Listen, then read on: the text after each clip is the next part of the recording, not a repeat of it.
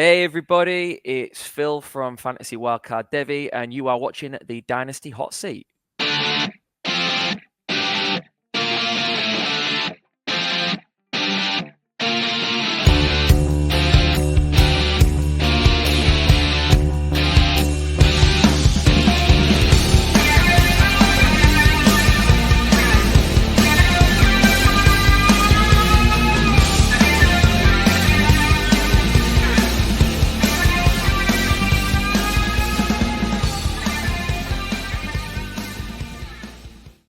Yes, hello everybody, and welcome back once again to the Dynasty Hot Seat, the only Dynasty show out there that is a certified Inferno. And today we have a very welcome return guest back on the show. We got Phil, of course, he said in the intro, from the Fantasy Wildcard Devi team. You can follow him over on X at Posh Plays FF. Phil, great to see you again, mate. You're delighted after, the English.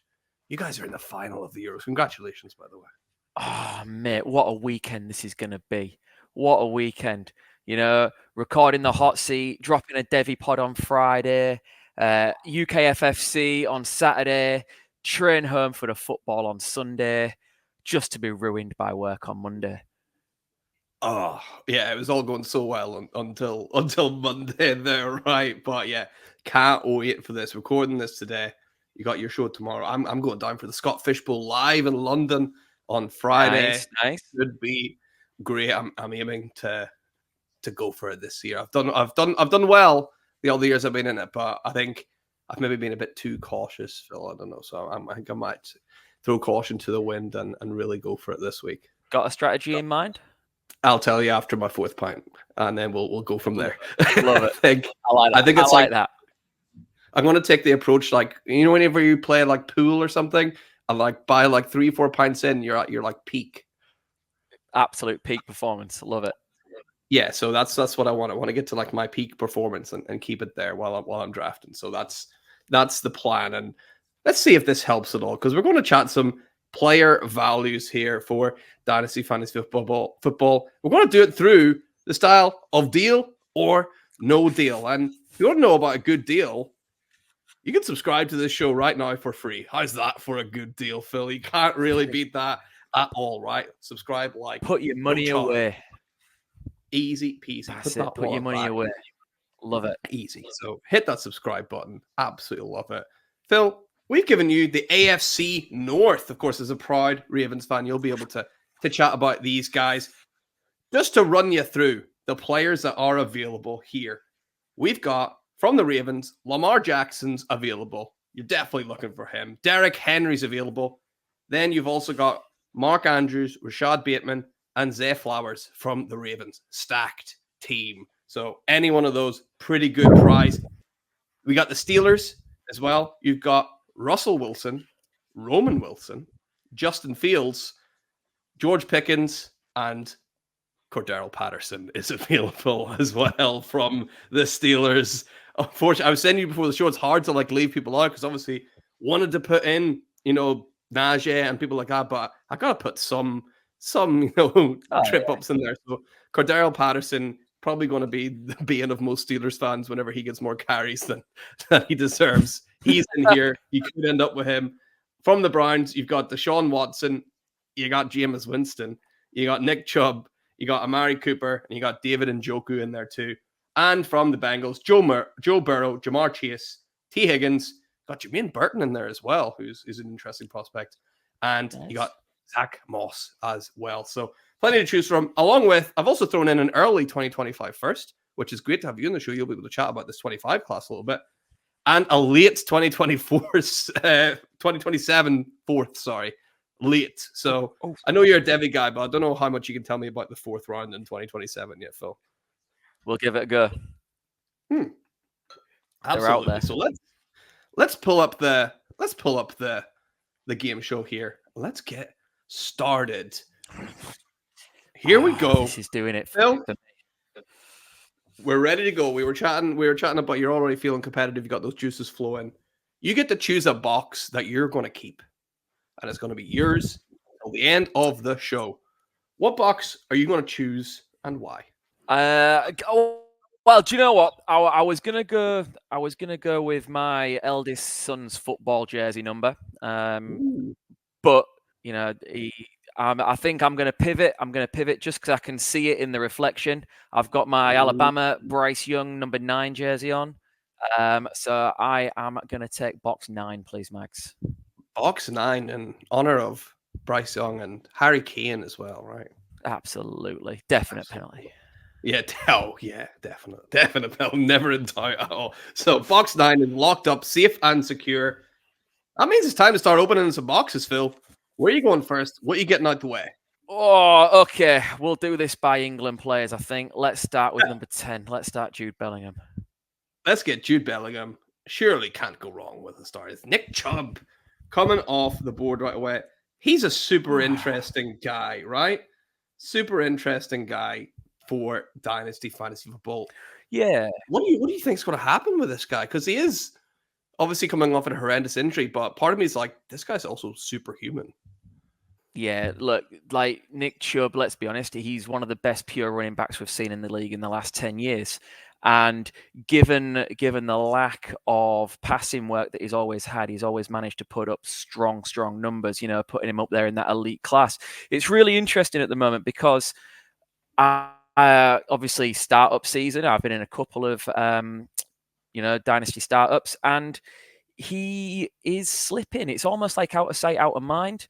But I think he's particularly in startups, if you get through your first 3 or 4 rounds and you found that you're looking like very much an older side, the way your board's fallen and a win now, he could be an absolute steal. I think his ADP is still around the kind of 10th round at the moment in startups, and that just represents a huge value for a short term. If you then don't need him, if you draft well enough to not really need him until week 6, week 7, if they give him the time to get healthy, you've got a guy coming back who could lead you to a playoff charge. Yeah, absolutely. And in that kind of round as well, Phil, I don't know if you're like me, but whenever I see a name like Nick Chubb there, I find it so hard to pass that up because you're like looking at the other names around him. It's like he's so much better than all of these guys. Don't care how old they are, whatever. It's like just on talent alone, I love picking up a Nick Chubb there. Do you have the same sort of strategy when drafting like that? Well, at the moment, particularly in the couple of startups I've done this summer, I've avoided the desire to take young running backs. And I'm quite happy to take a couple of older ones and play in that kind of 1 to 2 year window because I'm confident in the incoming class next year. Obviously, we had a bit of a down year running back wise in 2024, but the 2025 class looks so stacked. I genuinely think you've got the best part of a dozen running backs who can make an impact on a dynasty roster coming next year. So I am quite happy to draft a Nick Chubb and other older guys. I'll take a punt later on in those kind of mid-late rounds on an Austin Eckler. People are obviously so low on him at the moment, but I'll take that punt for 1 year, knowing that I can replace them next year. Okay, Phil. So that's your first box open. Pretty good start, actually, considering the amount of talent that's still available on the board. And most importantly, not a Ravens player yet, right? So keeping all those guys under wraps for now. So where are you going with your second box? Let's go Kyle Walker. Let's take number 2. Let's take number 2. Kyle Walker. Hey, I shouldn't have said anything about a Ravens guy, should I? Because Seth Flowers comes off the board. What's Seth Flowers looking like? I think he's kind of sneaky going under the radar here because he seems to be that wide receiver 1 pretty handily in that room, right? Yeah, man. Obviously, excellent rookie season, broke rookie receiving records for the franchise, and I think I listened to something earlier that said 858 yards and 5 TDs, which is not not a bad return at all, especially considering the first year of Todd Monken's offense. It's going to take a little bit of a while of getting used to, but he certainly grew as the season went on. He's got a real good connection with Lamar Jackson. They seem to understand each other. They seem to have built up a trust and a rapport early that's going to stand them in good stead. And, Mags, like, if he'd have just held that ball on the goal line in the AFC Championship game, he may well have toppled the Chiefs. That seemed to be the swing point in that game, didn't it? Absolutely. And yeah, listen, I think the future's bright for him. I think you're looking at 1,000 yards this year comfortably. I think he's going to take a little bit more of the work from Mark Andrews, who I think they're going to bring back in gradually, given his quite significant injury last year. And yeah, I think the future's bright for him. So his kind of current ADP of around the kind of 5th to 6th round, like, seems like a great spot to pick him up at the moment. And to be honest, I'm quite gutted he's gone. Yeah, it's a shame he's come off the board, but I mean, with the talent here, I think we could take a hit like flowers when you got Jackson and you've got Burrow and Chase still out there. I think those are the real heavy hitters, but not nice to see Zay go for sure. So let's keep this rolling then, Phil, shall we? Who's coming off the board next? What do you want to see behind the next box, and what's the box going to be? Well, I mean, obviously we want to get rid of either that late Devy pick. Even as a Devy guy myself, the 2027 fourth is has got to go. And back in the day, I didn't mind a bit of Cordarrelle Patterson, especially if we're getting return value points. But nah, he's got to go, Annie. He's got to go. We've got to find him. Yeah. We've got to root him out. So, right. We're going everyone's favorite centre half. He is the answer. Ezra Konsa, number 14. Absolutely. 14. It's Roman Wilson coming off the board. Pretty good, right? Pretty good. What do you think about Roman Wilson this year at the Steelers? Well, I mean, he's going to get opportunity. I think that's the interesting thing. Like, the outside of George Pickens, like, he's going to be the go-to guy working the kind of insides, and he should see quite a fair amount of target share. It just depends on who's throwing in the ball and whether they can get it to him. But I like the player. I thought he had a good career at Michigan. I think he's going to be a good pro. It was one of those where, as a Ravens fan, you watch the actual NFL draft happening and you go, oh, crap, the Steelers have done it again. They've taken a guy with relatively, low draft capital. They've taken a 3rd-round guy, and he's going to be a pain in our ass for years. You can just see it coming. It sucks when you're in a division where everyone drafts well. Yeah. I think he's going to do all right. He's going to do all right. I like him.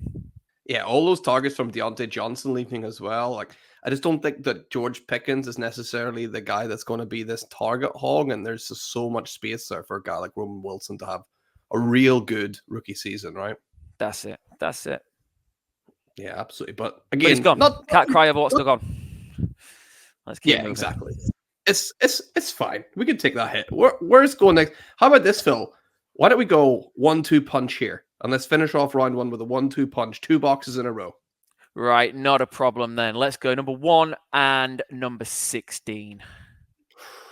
Number 1 is Lamar Jackson, and number 16 is T. Higgins. Oh my God. Oh, gosh. Yeah, that hurts. That stings. Well. Obviously, yeah. People obviously liked the way that was going. I was very, very happy, and then fate rears its ugly head. Listen, Lamar Jackson seems to be back in that top 5 QB situation from a dynasty perspective. He's coming off his 2nd MVP season. He seems to be doing less with his legs, but you can trust him to do more with his arms, particularly, as we said, he's got that relationship with Zay Flowers. That stings, man. He's going to be, a fantasy QB1 for the next decade still. A top 12 kind of finisher. So that stings. And T. Higgins, like, everyone's down on him at the moment, and I feel like if you're drafting him in a startup, you're getting him at a good value at the moment because people are scared of the insecurity of his situation, perhaps. But he's going to profile to move somewhere else if he doesn't get an extension with the Bengals. And he's going to feast. He's going to go and be a number 1 somewhere and be absolutely dominant. So, yeah, that is a real gut punch to finish that round, mate. Yeah, that's not what we wanted to see at the end of the round. And I'm sure the banker, whoever they are, is pleased. And I can hear them phoning right now, Phil. So let's see what the offer is, shall we? Yeah. The banker pretty much saying that you can never ever think you're doing well in this game, Phil. It'll bite you. So the banker says not a bad first round, but losing Lamar and Higgins, that means the offer is Tony Pollard. What do you think about that? Well, Mr. Banker, Nice to introduce yourself in a manner like that. Listen, Tony Bollard's a jag. Pollard is a jag. He is not going to see significant touches behind Tajay Spears. And yeah, listen, he had his chance. He had his chance to shine last year in Dallas, and he blew it. He's not going to be relevant again to the extent where I'm at all interested, particularly with Burrow and Chase still on the board. Mr. Banker, thank you for your offer. But Mags, I'm ready for the question. Oh, Phil, Tony Pollard, deal or no deal? No deal, Max. Correct decision. Let's roll on, Phil. Let's start opening boxes in round number 2. Let's go. Let's go. Let's see if we can start as well as we started the first round. Can I go with number 12, please, Max? Let's go. Number 12. That's Jermaine Burton. Now, good player, Jermaine Burton, right? You obviously followed his career quite closely. What do you think a guy like Burton is going to be able to do on the Bengals? It's interesting, isn't it? Like, obviously, the Bengals over the last few years have managed to look after and give decent targets to 3 wide receivers. They kept Tyler Boyd relevant, even with Higgins and Chase in tow. And I think Jermaine Burton's going to step straight in and take up those snaps. He's going to mop up the extras that were given to your Charlie Taylors and your Yashavas, I think I pronounced that right, at the end of last season. And, you know, you've shown that you can't really rely at the moment on T. Higgins health-wise. So I think he's in a really, really good position. Yeah, I agree. And a talented guy as well. Now, is it Burton? I believe, did we discuss Burton and like the weird off-field stuff that wasn't really there, but people were making it a big deal? But I think it was Nick Saban didn't really think it was a big deal, so it's probably not a big deal, right? Absolutely. I mean, like I said to you last year, Max, like if Nick Saban could look at it and not even issue any kind of internal 1-game suspension or whatever else, like I think it was all just well over the top and blown out of proportion. And in Saban we trust, so I'm happy to move on and make my decisions based on him being able to judge a football player, because I think he's pretty good at it. Yeah, that's something you could definitely do, shown us over the years. So we've got Burton off the board. That's not a big hit. Let's keep this rolling. Where are we going next? Let's go to the top end of the board, Max. Let's go to number 20, please. Let's go. Box number 20. Deshaun Watson coming off the board. What the hell do you expect from Deshaun Watson this season? Who knows? But like, it can't get any worse, can it? Like, no. You know, he's gone from being a top 5 dynasty quarterback to absolutely, I won't say worthless, because no QB is worthless in a super flex, but as good as worthless. Like, you can't rely on him to start games. You can't rely on him to stay healthy. You know, it's it's grim. It's grim, and to be honest, it's a box I'm delighted to get rid of.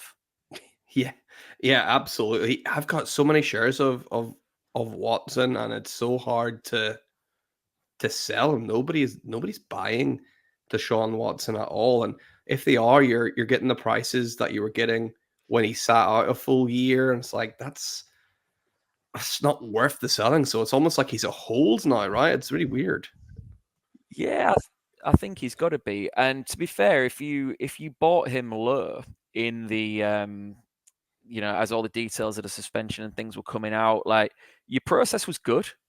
You know, you can't knock that kind of buy-in low in the hope that he came back following the suspension and the transfer to a new franchise. And, you know, respectfully to Cleveland, they looked like they were on the up, and are certainly, doing better under Stefanski. And yeah, like, it's difficult to put your finger on like what the problem actually is. And if you put your finger on it, he'd probably really like it.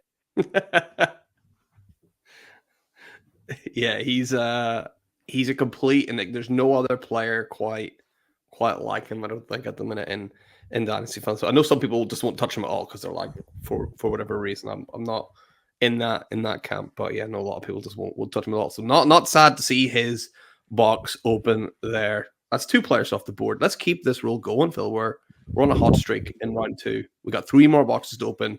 Where are you going next? Right, let's stick with that top end of the board. Let's go with number 21, please, Max.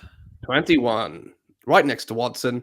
Hey, it's Russell Wilson. Another good box to be opened. Think he's the starter week 1? Yeah, I'd say so. But I think he's going to be on an incredibly short leash. I think if you take one, you need to try and target the other, and just basically lock that room down. So if you take QB early and then decide you're going to fill your roster with receivers, or if you want to take a higher profile running back and leave that second quarterback, they're not I said they're not a bad pair to have. They're not a bad if you get them as a pair, if you get them as Pinky and Perky, but I wouldn't want one or the other, because I think both shelf lives are going to be relatively short. I don't see either of them really kind of holding it down long term. But yeah, I think it'll be Russ's job to lose in the short term. Yeah, I think so as well. I think he'll start, and I wouldn't be shocked if he does lose that job. Although he was coming on a little bit. Not a lot of people talk about it. He was coming on a little bit towards the end of last year, and then obviously there was the whole contract thing. So kind of forget, like, Russell Wilson, he's not awful. He's not as awful as people say, I don't think, right? Well, I certainly think he's better from a fantasy point of view than perhaps what you actually see on the field on a Sunday from an NFL point of view. He even last year in Denver, when people were writing him off and saying he was past it, he put up decent fantasy numbers. And as long as the scheme's right, as long as they kind of play to his strengths, short little dump offs, and he'll still be relevant. He'll put up reasonable enough numbers for a year, 2 years.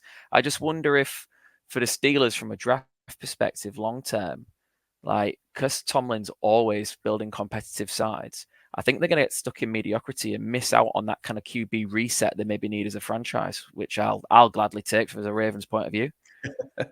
Yeah, absolutely. You're right. He's almost a victim of his own success sometimes in that regard, right? They just need to get lucky almost in the quarterback room. But Russ is off the board. We're happy to see that. Phil, I'm going to give you an option here. Would you like to redeem the 1-2 punch and do it again, or are you going to avoid that and just go one box? Oh, no, let's do it. We can do this. Let's do it. Okay, here we go. Didn't work last time. You're going to smash it this time. The 1-2 punch, 2 boxes in a row. Where are you going? Yeah, the 1-2 was terrible, so let's go 3-4. Oh, I like that. Let's go. 3 is Cordell Patterson, and 4 is, oh no. Oh man. It's okay. Joe Burrow's still on the board. We're now playing for Joey B. It was going so well with Cordell Patterson, right? There was a victory dance and everything. Yeah, like, oh dear, that stings. But listen, I'm now going to make a massive recovery pitch and tell you that Jamaar Chase is overrated. He might score you 51 week, but he might score you 0 the next. And the upside's huge, and I'm just trying to convince myself here. But perhaps from a points per game basis, it averages out quite nicely. But as a dynasty owner, I want consistency. I don't want those spikes. So I'm glad he's gone. I'm glad, and I'm going to keep telling myself that while I cry quietly. Okay, so let's see. Hello? Oh, yeah. The banker saying that 1-2 punch gets the best of people, so don't feel too bad, Phil. Don't feel too awful. It's got many a guest before, but yeah, he was a bit worried when Cordell Patterson came off the board. But Chase has changed the perspective, and he's trying to play. The banker's done this before, Phil. I don't know if you've seen the other shows, but he's trying to play to the fan in you, and he's offering you a guy not on the board from the Ravens. It's Isaiah Likely. So yeah, what do you think about Isaiah Likely as the offer? That's interesting. That really the bankers. Yeah, you're right. He's done this before. He knows what he's doing, doesn't he? That really plays on my kind of fandom, and I do think Isaiah Likely is in line for a big season this season. I think he can be a reliable pass catching target in the Ravens passing attack last year, particularly in the absence of Mark Andrews. And there's a lot of talk at the moment about how many different kind of two tight end looks the Ravens can play with and use them both as legitimate pass catching options in that offense. So it's tempting. It is tempting. But as long as there's an elite quarterback on the board, assuming this is a super flex game, then you've got to chase that QB. And as long as Joey Burrow's there, I'm going to have to put my fandom to a side and say no to Isaiah Likely. So I think I'm ready for the question, Max. Okay, Phil. Isaiah Likely, deal or no deal? No deal. Yes, I love it. Let's keep marching on. And before we jump into the third round, Phil, I'm just going to give you a run through of who's still available. So you've got from the Ravens, you've got Derrick Henry, Rashad Bateman, and Mark Andrews. So pretty strong. From the Steelers, you got George Pickens and Justin Fields. Again, pretty strong. From the Browns, you've got David Njoku, Amari Cooper, and Jameis Winston. And from the Bengals, you've got Zach Moss, and then you're right, the big one, Joe Burrow, still available. So actually, even though we lost Chase, we lost a couple of people, still a lot of good players on the board. Yeah, absolutely. And I think that's the perk of playing the game for the AFC North. It's a talented division. Yeah, exactly. There's too many guys to choose from. So let's hope we can get some of those scrubs that are still left there off the board in round number 3. So let's start opening up some boxes. Phil, where are you going first? Cool. Let's go Lamar Jackson. Let's go number 8. Number 8, Lamar Jackson. Yes, that's what we want to see. Jameis Winston off the board. Anything to say about Jameis Winston? Probably not, right? Oh, look, like if you are in the unfortunate enough position to have Deshaun Watson as one of your starters, handcuff Jameis Winston to him because he'll probably start half a dozen games this season because you can't rely on Watson. That's about as much as I can do. Yeah, I think that's about as much as a lot of people want to hear about Jameis Winston, I think, as well. So let's keep this rolling then, will we? Where are we going next? Let's go. Yeah, actually, this time I think I will take my son's football number. We'll go number 7, please, Max. Number 7. Hey, worked out nicely. Good player, Zach Moss. Should have a good season, but we're happy to see him come off the board here, right? Absolutely. What are your predictions for his season? Yeah, look, Zach Moss, you're right. He came up trumps for people. I do think he's underrated. I think he's going to have a good season. I think he stepped in, and for any of him off waivers last year when Jonathan Taylor kind of went down, he was probably hard pushed to say league winner, but was a consistent enough starting running back week in, week out that he probably gave you a really, really good season for someone you got off waivers. And he's landed in a good situation with Joe Mixon moving on. He will get their passing work. He will get all of their rushing work pretty much. Maybe perhaps spelled with a little bit of Chase Brown here or there, but he should be the guy in that backfield. So he'll have at least one good season, but I wouldn't be looking at him anywhere beyond that, I don't think. Yeah, I'm right there with you. And there's only one Bengals player left now. That's Joe Burrow, and we don't want to see him appear at all in the 3 boxes he got left in round 3. So where are you going next? And let's avoid Joey Burrow. Feeling the pressure now. We'll go with number 6, Max, please. Number 6, Amari Cooper. Coming off the board. Coming off a really good season as well, Amari Cooper, right? Do you expect him to build on that? Or is he going to just continue to just kind of be Amari Cooper and plod along? Like, again, talking to the Alabama fan in me, I love Amari Cooper. And a couple of years ago, I was trying to snatch him up everywhere I could. He's getting older. If you're looking at, building a competitive kind of dynasty team now, he's not got that long left at that kind of top level, but he still profiles to be their number 1 guy. I don't see Jerry Jeudy taking a great deal of work from him. Again, though, you're relying on the QB play in Cleveland to give him the ball consistently, and he'll make the most of the targets he gets because he's a talented guy. But can you rely on him to put up that 51-pointer in playoff weeks like he did last season for people? again, we're talking about spikes, and I'd rather have that kind of consistency rather than relying on spike weeks. Yeah, I completely agree. I'd rather have that. Yeah, solid guy that you can put in and not worry about. And Cooper, while being a really good player, obviously isn't someone that I'm like, oh, like really pleased about putting in every single week. So again, good box at the start of round 3 here. We're 2 to go. I'm not even going to ask you for the 1-2 punch this time, Phil. Let's open up one box this time and take it easy. You've been kind to me, Mags, and I appreciate it. I'll go number 13, please. Number 13. That's it's Mark Andrews coming off the board. Man, Mark Andrews is so like, I don't want to go as far as said disrespected, but he's like some people's tight end 5 or 6, and it's like I don't see how that is possible. I will go as far as to say disrespected, Mags. The only tight end I think that has been disrespected more than Mark Andrews at the moment is TJ Hawkinson.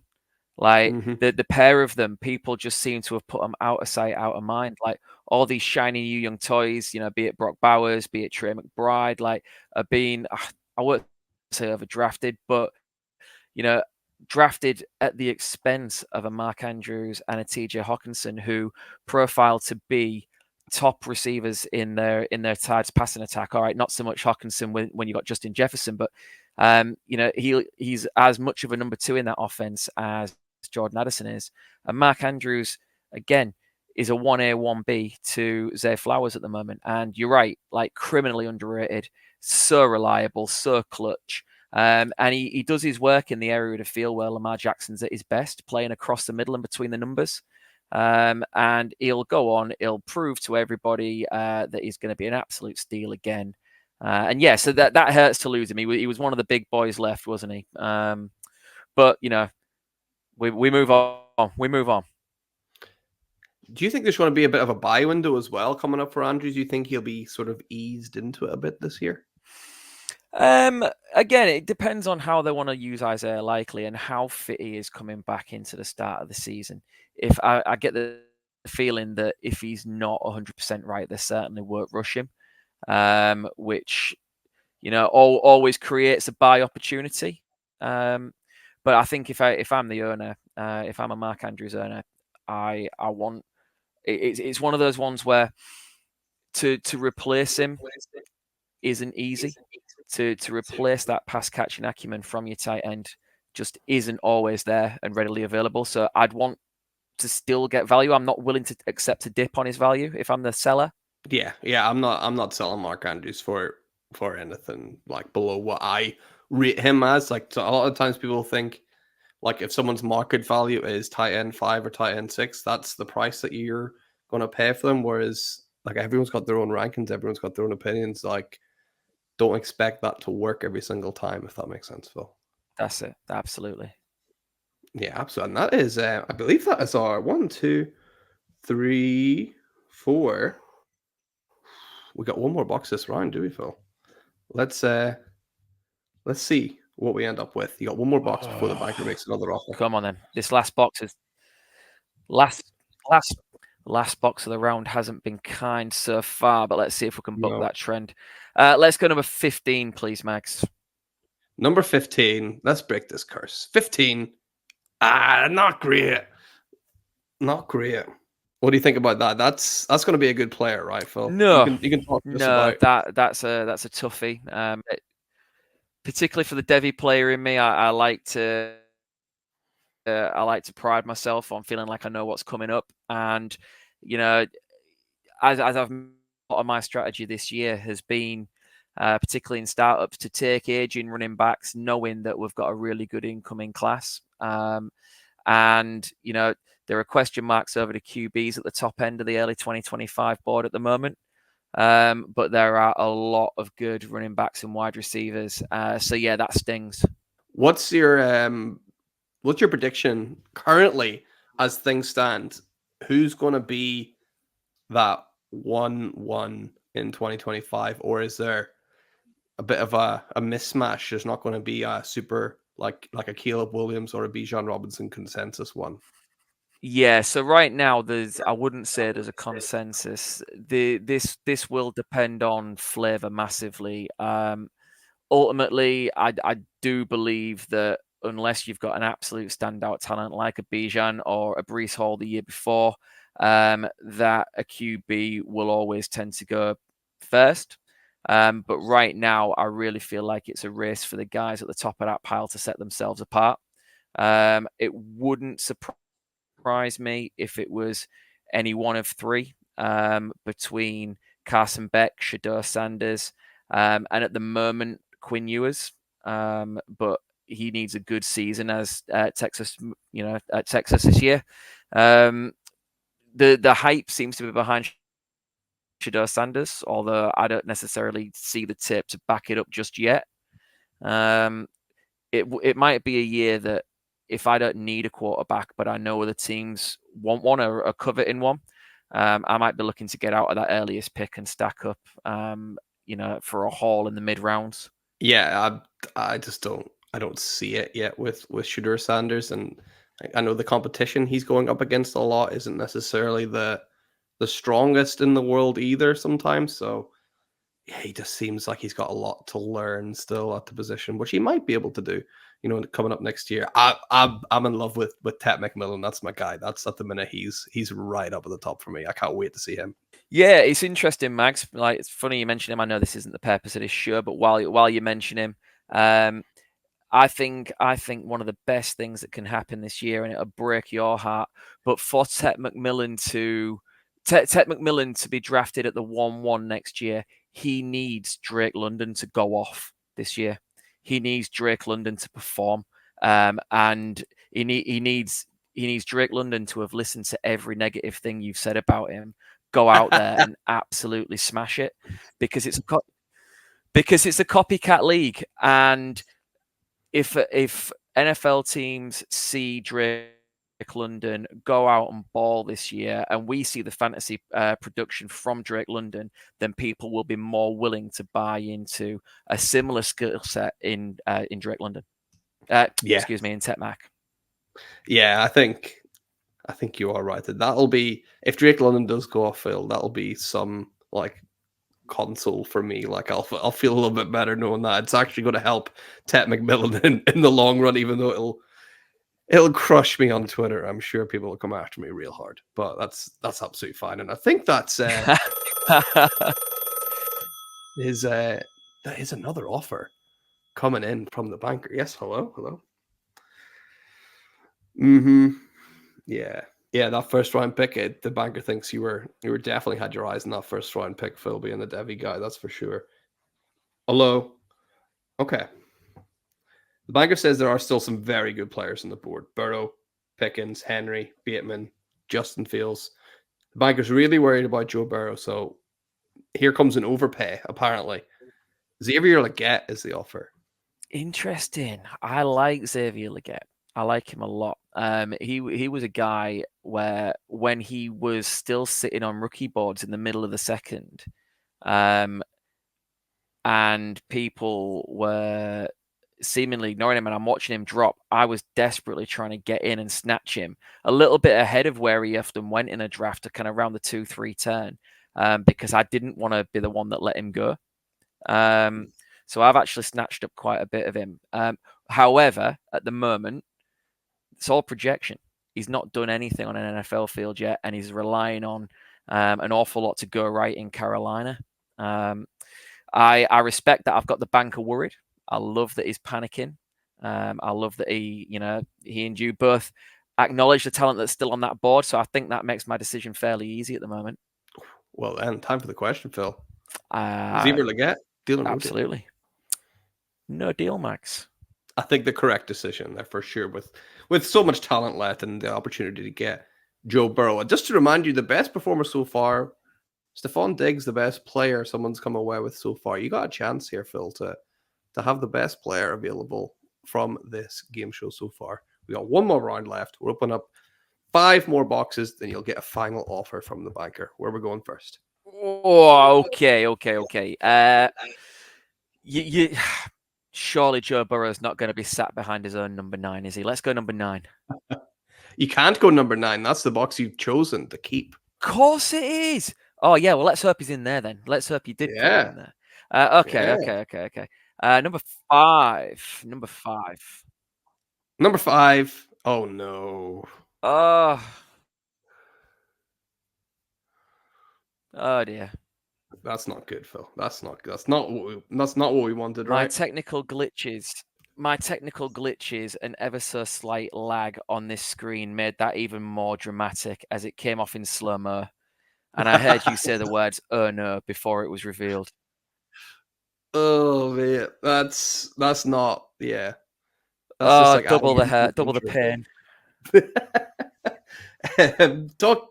Let's talk about Joe Burrow and his. Has he had a haircut? Like we want to talk about that instead of how good he is. So we talk about his hair. Yeah, let's talk. No, listen.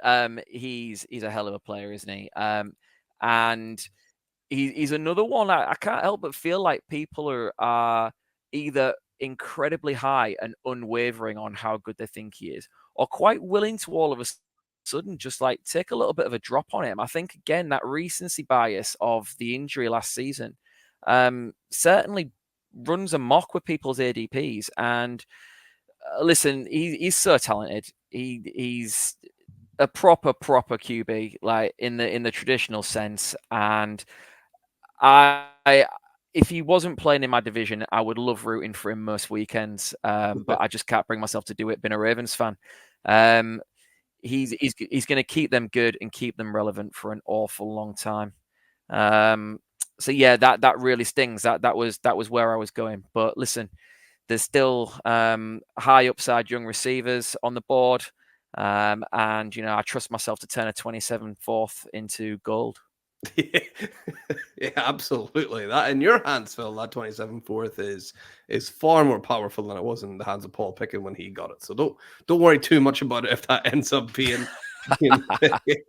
So you got 4 more players here. Just looking here, we do have Pickens on there. We have Henry as well, who's a nice option, of course. So there is still some upside for sure. So let's get that 4th though, right? Let's get it with this next pick, Phil. Yeah, absolutely. Okay, we'll go number 11, Max, please. Number 11, Justin Fields coming off the board. He's a weird one to rank, right? I don't even know where to put him or what to do. Yeah, I took a massive hit on him in one of my leagues this year. Before the news of the trade to the Steelers came, but it was quite apparent the Bears were flirting with Caleb Williams. I overpaid massively, assuming that he would walk into a starting role at one of the other teams. I can't remember what the exact deal was now, but I know if I went back into Sleeper and looked at what I paid, I'd cringe and hate myself. All I keep thinking is Russ hasn't got long. And if Fields just does enough to improve some of the throwing mechanics and passing accuracy stuff, then he'll get a second go. He was a first-round draft, in 2021. First-round draft picks tend to get more opportunities than others before they're finally cast aside. And I just live in hope that I've not completely burnt that deal. But already, within weeks of making that trade, I looked at it and just thought, you idiot, Phil. Yeah, I got quite a few people with Fields are just left going, what has happened here? Like, how has this happened? But you're right. There's still a chance for Justin Fields. And I know there are people out there snapping up as many shares as him now as possible because they still believe in, like we said with Watson, don't hate that strategy at all, right? Absolutely. And like you said, now I've got him, I might as well hold. I'm not going to make anything from selling him again. So yeah, we'll just wait and see what happens. Right, come on, let's do this. Let's go. 3 more boxes. Let's go. Where are you going next? We're going 3 in a row, Max. We're going to start with number 17. Derrick Henry coming off the board. Yeah, okay, so I'm gonna play the nobody wants a 30-year-old running back card. Even though, there are certain things you can always rely on, and that's when the weather turns and the winter season kicks in. Derrick Henry is just going to turn into an absolute truck. They're going to feed him the ball, and he's going to just be ridiculous. I love the prospect of teams this season really having to account for him and Lamar before you even think about the passing game. And it was really interesting. He actually came out and said he was so used in Tennessee to being the entire focal point of a team's game plan. And even he acknowledges now that he stands to benefit from the fact that teams are going to look at Lamar as well and really not know who to prioritize on any of those kind of run concepts.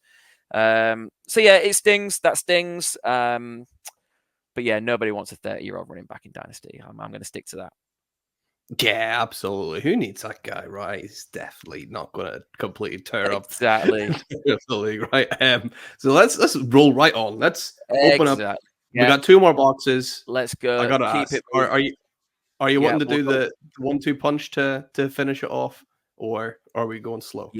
Yeah, we're gonna have it. We're gonna have it. We're gonna take the 3 in a row. We're gonna take 18 and 19 out. Okay, let's do it. 18 is George Pickens, and 19 is the 4th. Okay. Well,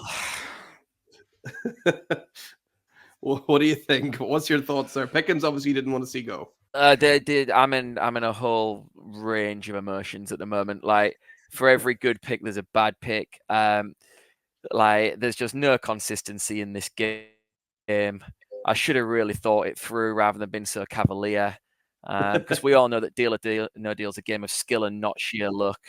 Yeah, listen, George Pickens is a guy that I have absolutely no shares of in any of my leagues. And again, it seems to be a recurring theme with some of the elite receivers on the teams in this division. I don't feel like I can rely on him week to week. I don't know whether it's like me kind of playing safe, but I'd rather take someone who's consistently going to score around the kind of wide receiver 10 to 12 mark than someone who's going to score me wide receiver 3 or wide receiver 20. Like, I'd just rather have that consistency. And Pickens, even in his career at Georgia, like, was the absolute kind of archetypal boom bust player week to week. I love the highlight reel catches. I love some of the spectacular moments, and he's got that dog in him. But like, nah, I just don't need him on my dynasty rosters. Yeah, exactly. You never wanted that guy anyway, because what you really wanted is either Rashad Bateman or David Njoku, right, Phil? Yeah, that's it. I'm going to talk myself into that. So yeah, yes. But we got rid of the 27th and 4th. Oh my goodness, I forgot we got one more offer for the banker before we say interesting. All right, so Njoku, the banker does thinks is a good player. Bateman, of course, we've seen and been tricked before. So in the same line of people being tricked, the offer is Quentin Johnson. Oh man.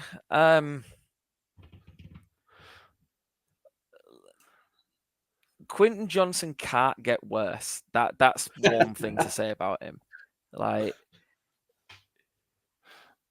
at least there's no downturn in his production next year. That and the fact that he is incredibly young are the only good things I can say about him. Rashad Bateman, David Njoku. Look, the banker is just been mean now. He's just been mean. I may as well ride it out. Mr. Banker, thank you for the offer. But Quentin Johnson can be someone else's problem with his rock-like hands. So, Phil, I'm ready for the question, Max. Rock hands Johnson, deal or no deal? No deal. Thank you, Max. Yes, absolutely. So, the last thing I have to offer, Phil, is you started with box number 9. There's box 9 and 22 on the board still. Would you like to swap? It's really tempting. It is really tempting. Given that I forgot that I actually had box 9 at one point, I'm quite clearly emotionally attached to it. No, listen, I picked box 9 for a reason. I can't remember what that reason was, but there was some logic there, so I might as well hold on to my box, Max. I think was it Harry? Was it Harry Kane? I can't remember. It might have been Harry Kane. Oh, you're wearing the 9. You got the jersey on. Bryce Young. That's it. Well done. Well remembered. Bryce. Well Putting remembered. your Bryce faith in Young. Bryce What's Young. getting me wrong, will he? Let's see. We'll put your faith in Bryce Young gets you. It's a bold strategy, Cotton. It's not bad. I'll take that. You know what? I'll take that. That's an ascending tag, an ascending asset in a tight end premium league. I'll take that every time. Absolutely. I love that you just made it a tight end premium league. We'll roll with that, Phil. Why not? Why the hell not? Yeah, absolutely. Yeah, it gets a 2-point premium as well. It's my rules. It's your game, right. but it's my rules. Yeah. Yeah, I heard that. I heard that. Yeah, absolutely. Best player available, David Njoku. Absolutely brilliant on your team. You know what? This game's hard. Like, it's a real tricky game. So getting someone like Njoku, an actual dynasty asset, pretty good. Yeah, I'll take it. And until you're sitting here doing this, like, even though, I don't win David Njoku, he's not going to turn up at my house, like, and like cook tea or out like that. Like, he's not actually I'm not getting anything for it. I really felt the pressure. Like, I completely get what Ali and Paul were talking about. Like, you feel it. Like, 5 picks is a lot. You look at what's left and you go, oh my God, like, the chances of me actually finishing with something decent here now is like shrinking massively, and you feel the pressure. Yeah, it's a tricky game. And let's just so everyone knows, there's Rashad Bateman, underbox 22. Let's get him out of the way. Phil, that brings us to the end of another episode of Dynasty. Deal or no deal, you walk away with David Njoku. Pretty good result overall, mate. I have to say, congratulations. Can you just remind everyone before we head off here, Phil, where can they find all your amazing, amazing work online? Yeah, so you can follow the squad at Fantasy Wildcard Devi, so at Wildcard Devi on X. As college football season's getting closer and closer, the content's starting to come. Next pod drops this coming Friday. Yeah, look out for that, and then you can follow me at Posh Players FF on X. And yeah, keep the good stuff rolling. Absolutely. Keep the good stuff rolling indeed. And make sure you're following Phil and all of the Fantasy Wildcard Devi people as well. And hey, if you made it this far, hitting that like and subscribe button as well on the Dynasty Hot Seat. Always a great time. Thank you so much once again for coming on, Phil. Always a pleasure to get chatting to you. And thank you, everybody at home as well, for listening. And please remember, for anything Dynasty you need to know, keep it locked on the Certified Inferno. See you next time.